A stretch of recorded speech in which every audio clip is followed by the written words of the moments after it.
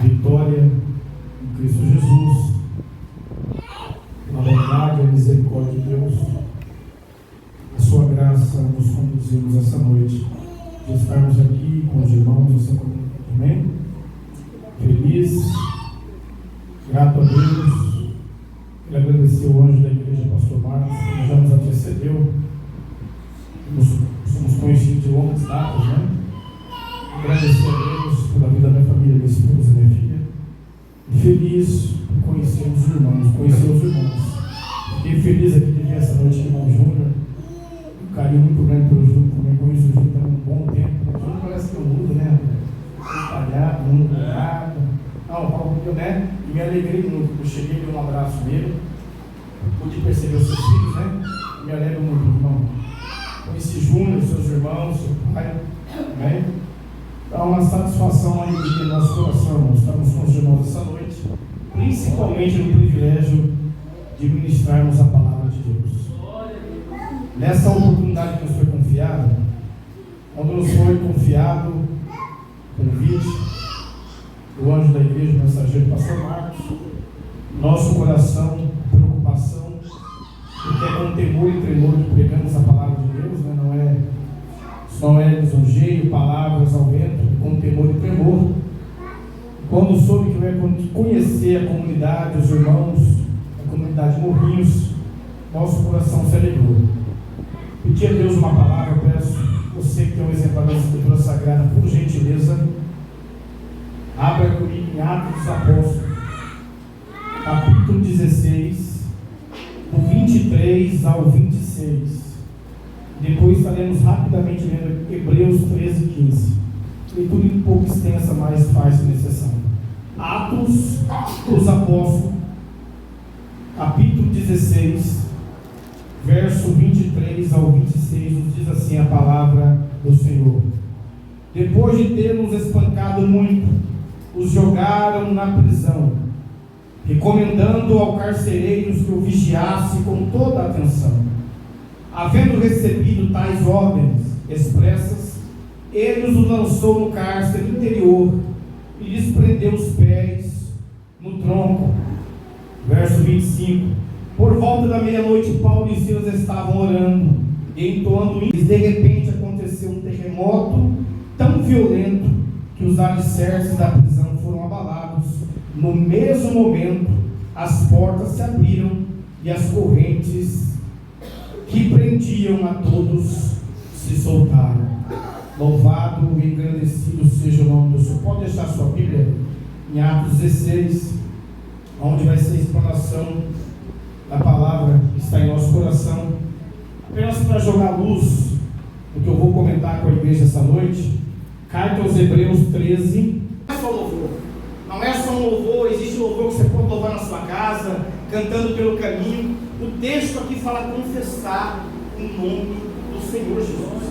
Aqui está apontando para a pregação, nas oportunidades que iam ter, entregue à morte, para que os irmãos venham entender com clareza o que está em nosso coração. A expressão aqui, atos de verbal, como eu anotei aqui, é como adorar com a vida, louvores que têm base nas Escrituras, principalmente na pregação da palavra de Deus, sem forjar. Esse texto quer dizer isso. Isso aqui já dá um apontamento no nosso tempo, nos nossos dias, né? Que existem louvores que não tem nada a ver com a palavra de Deus. Existem louvores que não é inspirado segundo as Escrituras. E a igreja ela tem que prestar atenção nisso. Até o louvor que nós louvamos em adoração, que a adoração é diferente. E existem louvores que você pode pregar. Você pode orientar através da arte de escrever. Quantos louvores? Eu gosto muito de Daniel e Samuel, mais raiz, mas tem vários, por exemplo, Lauriette. Existe louvores que nos levam a adorar a Deus, e existem louvores que também nos mostram com facilidade. Eu me lembro que no começo da minha fé, um hino que me tocou muito, tocava no Novos Convertidos, era um hino: se alguém tentar te humilhar porque é crente em Deus, não dê ouvido. Rose Nascimento, minha esposa falando aqui. E eu me lembro, ela se encaixava com a minha vida. Eram situações, eu vim com 18 para 19 anos. O mundo não aplaudiu, não pararam, familiares meus não aplaudiram, pessoas que eu tinha uma sintonia no mundo não me aplaudiram. E através do louvor, um menino, uma fralda, um bebê ainda, Deus falou comigo através da palavra, mas havia louvores, e esse menino me levou a ler o livro de Jó, que é um livro de linguagens poéticas, mas por causa do hino, pastor Marcos, eu ia nos contos, eu ia nos contos que me levavam a entender. E Jó é uma figura, Deus falou, é uma figura da igreja. Parece com você, está escrita, inspirada aí para você entender que a vida do crente não é só feliz aniversário, não é só oba. Então o texto quer dizer isso. O texto aqui quer dizer louvar o Senhor, mas que tem inspiração bíblica, porque é a palavra que rege, é o que foi revelado que rege a sua igreja. Como os irmãos já entenderam o que significa sacrifício de louvor, sacrifício de louvor também é aquela situação que você passa, que eu passo, que aparentemente você está sem ânimo, você aparentemente, nós andamos por fé, e fé nós não andamos por sentimento. Eu não ando porque está nublado. A fé é uma convicção que me levanta, e a fé ela é mestre do bom ânimo, que Jesus falou, tem de bom ânimo. Bom ânimo eu escolho ter. Tem de bom ânimo, porque eu venci o mundo. É uma coisa que eu tenho que me levantar. Crente não anda por emoção, nós estamos no tempo da psicologia, né? A psicologia ela tem o seu papel desde que ela não ultrapassa a escritura. Estamos num tempo hoje que eu não estou legal, não, eu não ando, eu ando por fé. Os apóstolos, a igreja primitiva no Coliseu, o relato que eu vou entrar agora aqui, a história de Paulo e Silas, eles andavam por uma fé. É um dom de Deus, a fé é um dom, não vem de homem. Homem nenhum conseguiria criar com psicologia. É um dom que entra dentro de você quando você dá lugar. E vem, até a salvação é dom de Deus. E vem pela fé. É uma convicção que entra. Que você age, você lida com o mundo que anda pela razão. O mundo é razão, 2 mais 2 é 2. Quem anda pela fé, Lucas 1,37. Para Deus nada é possível. Então é isso, sacrifício de louvor é você, mesmo quantas situações eu já passei na minha vida, situações de eu parar, só eu e Deus, eu e minha esposa sabe, e eu senti, Senhor, eu te louvo, eu te bendigo pelo Senhor que o Senhor me tirou. E aí eu faço uma alta análise, eu tenho bom senso de saber se é Gálatas 6,7, quando ele planta ele colhe, se é coisas que eu plantei, porque eu não sou super-herói, eu sou um cristão, mas pode ser coisa minha ou coisas dessa vida. E se for algo que eu tropecei no vigia, eu peço perdão para o Senhor, me ajuda. Apelo para a misericórdia de Deus, para a sua graça, que é favor imerecido, e continuo caminhando.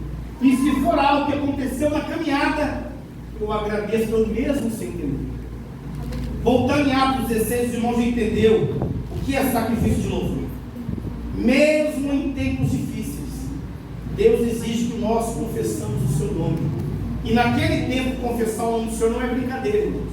Lá no Oriente, aqui no Ocidente, tem situações que a igreja, para confessar o nome de Jesus, era debaixo, o pastor Mário tem coisa que era debaixo de taca, era debaixo do linguagem matuta, era debaixo de costa, de criar bicho, como diz o matuto antigo aí, é de criar bicho.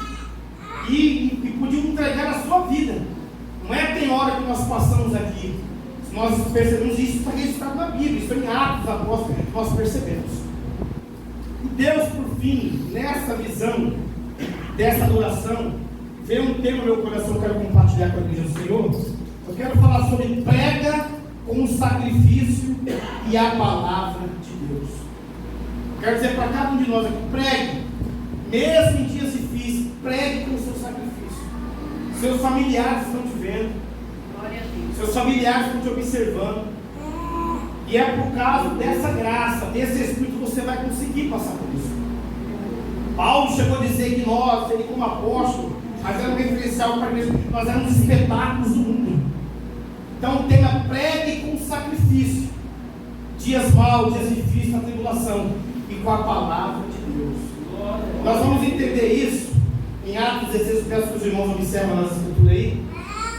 O texto que eu li outrora com a igreja no começo da minha fala, no primeiro livro, nos narra a história conhecida. Paulo e Silas fazendo uma viagem, indo, chegando em Filipos, que segundo a história era uma colônia romana. Era uma pequena, era como uma pequena Roma.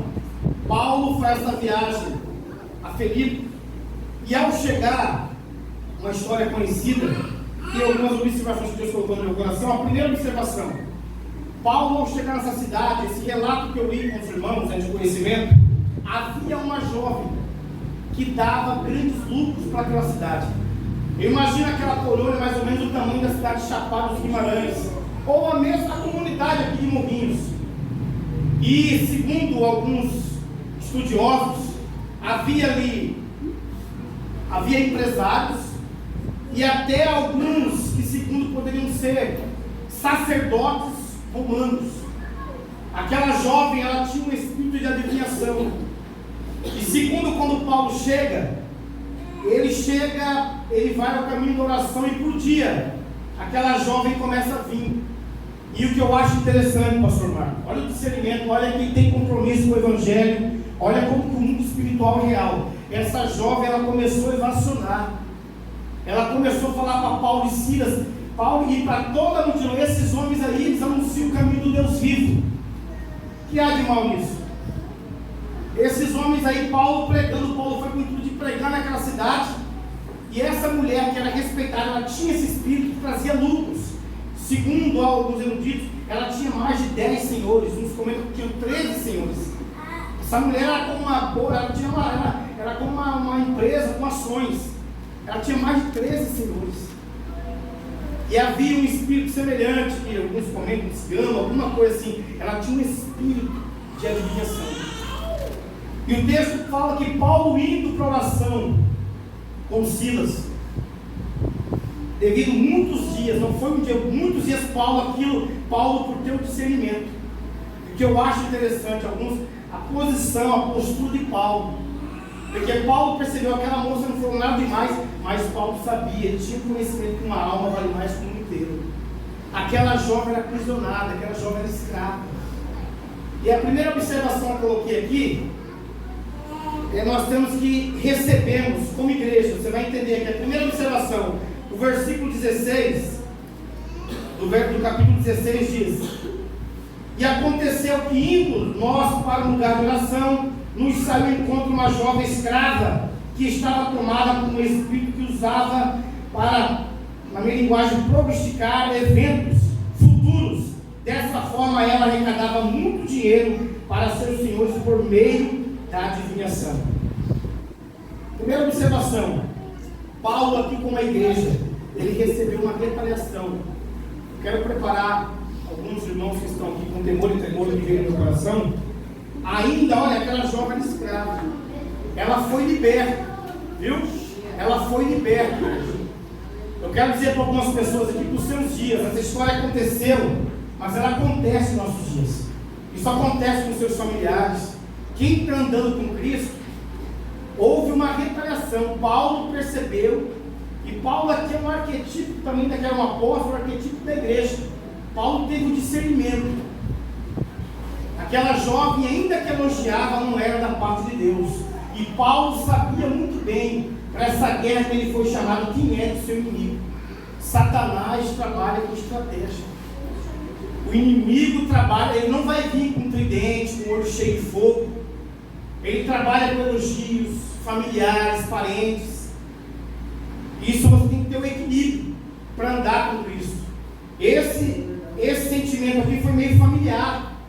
Foi como ele, nós somos do mesmo time, estamos na mesma equipe. E Paulo percebeu, Paulo automaticamente, ele, com certeza o texto é narrativo, ele procurou ter conhecimento. A jovem dava lucro, e não era da mesma fonte, não era do Espírito de Jesus, do Espírito Santo, que também revela. Então eu quero preparar o seu coração, que ainda que você vai fazer o bem como igreja, Paulo libertou aquela jovem, ela era escrava, irmão. Escravo não tem para onde, escravo não manda, escravo obedece. Paulo viu o aprisionamento da alma daquela jovem. Ele serviu o bem público, mas para aquela comunidade, olha a seguir, verso 18 do capítulo 16 diz: e ele insistiu em agir assim por vários. Capítulo 16, verso 18. Coloquei aqui a segunda observação. Falei a primeira, a segunda. É preciso ter discernimento. Como Paulo, a jovem, elogiava e possuída por demônios. Olha o verso 18. E ela insistiu em agir assim por vários dias. Finalmente Paulo irritou-se com aquela atitude e, dirigindo ao Espírito, repreendeu, exclamando: ordeno-te, sai dela em nome de Jesus Cristo, retira dela. E ele naquele mesmo instante saiu. Você acha que Paulo não teve bom senso, não teve discernimento do que ia acontecer com ele ali? Paulo sabia. Ali era uma missão mesmo. Eu quero dizer para muitos aqui, nós temos que ter a Escritura como regra de fé. Quando a Escritura diz, através de carta do apóstolo Paulo a Timóteo, toda a Escritura não é parte. Desde que você entenda o seu contexto, eu sempre falo, texto sem contexto é pretexto para cabresto. A palavra de Deus, além do seu contexto, ela é luz, ela é inspiração para nós. Olha que Paulo, ele sabia o que ia acontecer. Paulo acabou a igreja, o evangelho genuíno. A palavra evangelho é boa notícia. O evangelho genuíno desfaz a fé das festas, da farra do mundo. Através daquela jovem aconteceu uma farra de lucros financeiramente. Mas a alma daquela jovem era aprisionada, com certeza. Aquela jovem era uma situação de piração. O diabo ia fulminar a sua vida. E através dos pactos poderia passar para outra pessoa. E eu vejo Paulo por ter, porque se é nos nossos dias, não tem pregador que pai, está falando coisa boa, irmão. Para de ser turrão, né? Paulo é, não, está falando coisa boa, não está falando, e tem pessoas que até os demônios reconhecem. Tem pessoa que pensa assim, até demônios reconhecem, olha, o que ela está falando demais? Deixa, não tem nada a ver com isso não. E ia pregar aquele evangelinho falso. Não é o evangelho original. Mas Paulo estava ali na missão do evangelho original. Ele teve discernimento. Havia uma alma. É igual nossos dias. Você vai ter familiar, você vai ter primo que você andava. Aconteceu comigo isso. Um demônio para eu sei de onde Deus me tirou. Sou o que sou pela graça. Eu sei do chiqueiro espiritual que Deus me tirou. Mas quando eu vim para a fé, eu entendi. E eu tenho algumas pessoas que têm que ouvir. O que tem, irmão? Eu vou falar com você, tem que amar os familiares, você tem que orar. Mas não pensa que o inimigo ele vai trabalhar. Vai ter familiar seu, vai ter irmão seu que não vai querer dar a fé com você. E se você tiver, você dá a oportunidade. A Bíblia fala em Efésios 4:27, não dê lugar ao diabo. Ele vai usar. Eu lembro de amigos que me paravam, chacota. Olha que a patada de pregador, nem me viram pregar. Paravam na rua, zombando da minha fé. E eu senti uma opressão diabólica. Tem hora para me dar vergonha, porque a cruz traz isso. Eu abaixava a minha cabeça, Deus me dá graça, porque eu sabia, 18 para 19 anos jovem, você está louco, rapaz? Vieram lavar esse negócio na sua cabeça? Fanático. Lembro até hoje. Falei, louco era a vida que eu levava. Louco, mas ele é jovem. Eu me lembro, mas ele é jovem, essa decisão aí, tem tanta coisa para viver, não. A palavra de Deus fala, Paulo para Timóteo, rejeita os desejos da sua mocidade. E Deus teve de misericórdia de 18 para 19 anos. Segunda observação.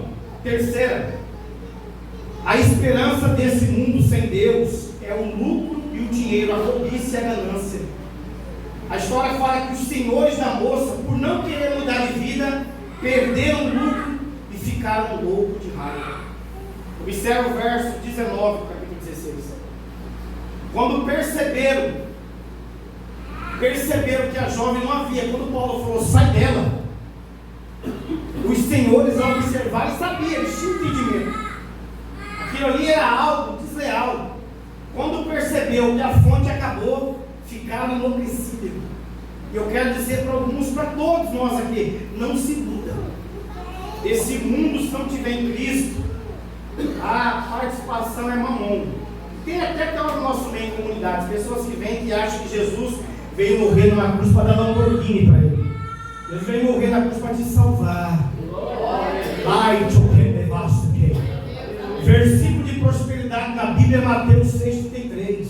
Ainda que a igreja não tinha começado em Atos 1, os 4 evangelhos biógrafos do Senhor Jesus, a Bíblia fala: buscar primeiramente o reino de Deus e a sua justiça, que as demais coisas, observe as demais coisas, provisão de alimento. Jesus nunca prometeu, irmão. É a salvação. Daniel 12, versículo 1 e 2. A ressurreição naquele dia haverá uma ressurreição de justos para a vida eterna e de injustos para a condenação e vergonha eterna. A maior premiação do Evangelho, da boa notícia, é a salvação. Nós nascemos perdidos em Adão. O homem já nasceu com o pé na cova. Quando Jesus, Zaqueu, ele se demonstra, Jesus falou: o filho do homem veio salvar o que se havia perdido. O homem já nasceu perdido. Não há um homem sequer, Romanos 3,9, que busca Deus. Então esses homens ficaram alvoroçados, que não queriam lucro, não estavam nem aí. Comportamento de psicopatas, não tem empatia nenhuma. Perdemos o nosso lucro. Quarta observação que Deus colocou no meu coração: depois daquela situação dentro do plano de Deus, eu quero colocar se nós podemos passar por situações que não entendemos no momento.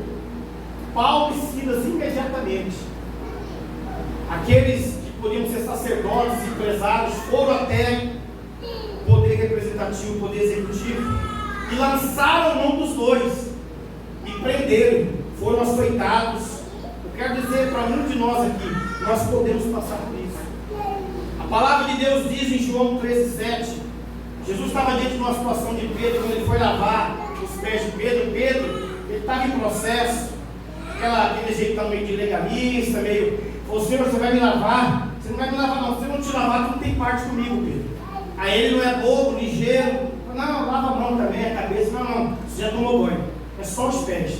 Mas Jesus falou para Pedro: Pedro, o que eu faço agora você não entende. Você não entende agora. Ele não tinha estrutura. É a mesma coisa nós, irmãos. Deus é Deus, nós temos que confiar. As situações que nós passamos agora, eu e você não entende. Situação, fala: Deus, o que o Senhor tem nessa situação? Mais na frente Deus vai te levar para salvar vidas. Deus vai levar você para falar. Por isso você tem que continuar constante fazendo a obra. Não espere a chuva passar. Pedro é a figura de chover, levantar o mar, ou anda por cima das águas, porque nós cremos nesse Deus. A situação aqui que Paulo e Silas passou, isso aqui é convicção por causa de fé. O que eles fizeram de errado? Eles fizeram bem público para aquela jovem. Libertou, eu não sei se a história não fala que aquela jovem tinha famílias ali, mas para aquele mundo, e como até hoje, você percebeu? Crente demais. Não de crente, ó, até esses dias era não sei o que, vai falar isso. Mas você foi lavado pelo sangue de Jesus. Glória a Deus. Romanos 8, nenhuma condenação há para os que estão em Cristo Jesus, que não andam mais segundo a carne. Glória a Deus. Mas segundo o Espírito, novidade de vida. E quando alguém me falar que você não tem moral, fala: irmão, eu prego o Evangelho da graça. Graça, favor e merecida, eu prego porque Deus me deu graça. Eu não prego o Evangelho moralista. Ninguém tem moral para pregar o Evangelho moralista. Nós pregamos o Evangelho da graça. Pela graça foi salvo. Só que tem que explicar: Deus não é espírito invasor. Essa hipergraça não existe. Tem pessoas aí que, não, irmão, Deus, hoje vai ter um contexto de pessoas que nem querem. Não, irmão, Deus já fez tudo na cruz. Não. É um presente, mas se não for aceito, aquele que crê e for batizado será salvo.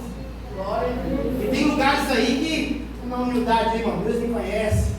Falei para um parente hoje, falei: rapaz, esse Jesus que não pecou, limpo e perfeito, Deus encarnado, não pecou, batizou. João Batista teve até um, não, para que se cumpra. Na humildade, eu falei: ó, deixa eu te falar, você fala o mundo, falei: ó, sai da sua cabeça a humildade sua. Segundo o que foi revelado, aquele que crê e for batizado, não sei se você estivesse enfermo, Jesus voltava, você merecia a sepultura. Você passa anos e sabe que você está aqui, meu amigo. Não, então na humildade, Jesus que não precisava batismo para pecador. Aquele que crê e for batizado será salvo e ponto. E vai começar a congregar. Congregar é bíblico. Eu sou crente carreira solo, não existe. Só é igreja quando se reúne. Eu sou membro, nós somos membros. Aqui nós somos igreja. Eu lá fora sou membro. Eu sou membro do corpo. Paulo, ele preso, ele era membro do corpo, ele escrevia. A igreja foi a igreja quando reúne. Tem pessoas hoje aí, irmão? Sua igreja também. fé, eu fui não. Não, a 1 Coríntios 11:19, é bem importa que no meio de vocês haja ensinamento errado, para que o sincero se manifeste. Deus nunca mandou sair, Deus nunca mandou afastar. Isso é teologia, isso é heresia da brava e fora. Pessoas, olha para Cristo. Carta aos Hebreus 12, olhando para o autor e consumador da fé. Para encerrar minha fala, você não for você, como eu coloquei aqui na quarta observação, você pode passar. A Bíblia fala que Ele nos transportou do reino das trevas para o reino do seu Filho amado. É aqui, não tem mensagem de espiritismo, né? Esse dia eu vi uma observação aí, você que guarda, alguém tem que ouvir isso. Espiritismo não precisa se arrepender, pastor, sabia disso, né? Porque não, Deus não tem que se arrepender. Mas por quê? Porque Deus não magoa. A mensagem começou pelos profetas, pelos apóstolos, arrepender e sejam batizados. E o Mestre Jesus, que é Senhor encarnado. Não, isso é coisa de homem. Sabia disso? Tem pessoas que têm essa linguagem, mas eles não falam não. É o Evangelho segundo o Espiritismo, não o Evangelho de Cristo. O homem tem que se arrepender. Deus colocou todo mundo debaixo da conta de Adão, mas pela obediência de Jesus está todo mundo debaixo. Quem crê em Jesus é salvo. Então nós temos que ter esse entendimento. Tem hora que fala do Evangelho, mas é o Evangelho segundo o Espiritismo, não segundo Deus. O homem é aqui. Você é transportado das trevas para a luz, é aqui, não é lá. Não é depois de morto, é aqui. Fé é aqui. Se não aceitar que segundo a Bíblia o homem está condenado, segue-se o juízo. Finalizar minha fala. Não podemos esconder as armas espirituais que temos. O versículo mostra bem claro Paulo amarrado em tronos. A gente lê, observa bem rapidinho ali, mas estava amarrado depois de ser açoitado. E o que eu acho interessante, a oração, primeira oração.